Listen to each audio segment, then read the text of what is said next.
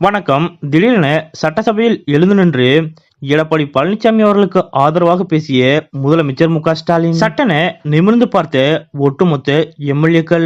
இத பத்தின முழு விவரத்தோட இப்ப நம்ம பார்க்கலாம். தமிழக சட்டசபை கூட்டத்தொடரின் 2ஆம் நாளான நேற்று நேரமில்லா நேரத்தில் பேசிய எதிர்க்கட்சி தலைவர் எடப்பாடி பழனிசாமி அவர்கள் சட்டமன்ற எதிர்க்கட்சி துணைத் தலைவர் இருக்கையை உதயகுமாருக்கு ஒதுக்க வேண்டும் என்றும் 4 முறை சபாநாயகரை சந்தித்தும் பலமுறை தனிப்பட்ட முறையில் நேரில் சந்தித்தும் கடிதங்களை வழங்கியிருக்கிறோம் என்றும் எதிர்க்கட்சி துணைத் தலைவர் இருக்கை விவகாரம் தொடர்பாக நடவடிக்கை எடுக்க வேண்டும் என்றும் கோரிக்கை விடுத்தார். மேலும் மரபுப்படி எதிர்க்கட்சி துணைத் தலைவர் இருக்கை எதிர்க்கட்சி தலைவரின் இருக்கைக்கு அருகே அமைக்க வேண்டும் என்றும் எடப்பாடி பழனிசாமி அவர்கள் கோரிக்கை வைத்தார். அப்போது சட்டனை எழுந்து பதிலளித்து பேசிய முதலமைச்சர் மு.க.ஸ்டாலின் அவர்கள் இந்த விவகாரம் தொடர்பாக எதிர்க்கட்சி தலைவர் பலமுறை கோரிக்கை விடுத்து வருகிறார் என்றும் இதற்கு முன்பாக இருந்த சட்டசபை தலைவர் தனபால் அவர்கள் இருக்கை விவகாரத்தில் எவ்வாறான நடவடிக்கையை மேற்கொண்டாரோ அதே நடவடிக்கை மேற்கொள்ளப்பட்டு வருவதாக தாங்களும் பலமுறை அவையில் தெரிவித்துள்ளீர்கள் என்றும் எனினும் எதிர்க்கட்சி துணைத் தலைவர் இருக்கை விவகாரத்தில் மறுபரிசீலனை செய்ய வேண்டும் என்றும் சபாநாயகர் அப்பாவு அவர்களுக்கு வலியுறுத்தினார் முதலமைச்சர் ஸ்டாலின். அதாவது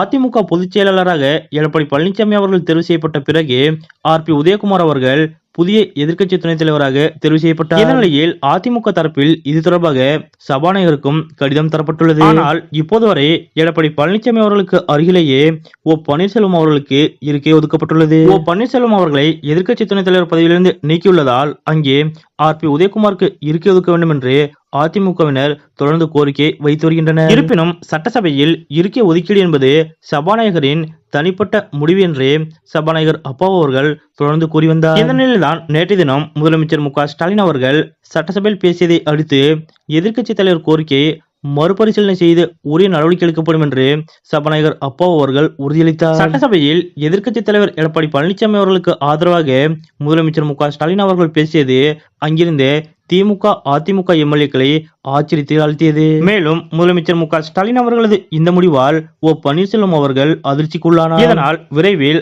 ஓ பன்னீர்செல்வம் அவர்களுக்கான இருக்கை சட்டசபையில் விரைவில் மாற்றப்படும் என்று எதிர்பார்க்கப்படுகிறது. விரைவில் நாடாளுமன்ற தேர்தல் வரவுள்ள நிலையில் ஓ பன்னீர்செல்வம் அவர்கள் பாஜகவுடன் கூட்டணி சேர்ப்போவதாக தகவல் வெளியாகி வருகிறது. இந்த நிலையில் சட்டப்பேரவையில் முதலமைச்சர் மு.க.ஸ்டாலின் அவர்கள் இவ்வாறு அறிவித்திருப்பது அனைவரது கவனத்தையும் ஈர்த்துள்ளது. சட்டப்பேரவையில் திடீரென எழுந்து எதிர்க்கட்சி தலைவர் எடப்பாடி பழனிசாமி அவர்களுக்கு ஆதரவாக பேசிய முதலமைச்சர் மு.க.ஸ்டாலின் அவர்கள் செய்த இந்த செயல் பற்றிய உங்களுடைய கருத்துக்கள் என்ன அப்படிங்கறத மறக்காம கமெண்ட்ல குறிப்பிடுங்க.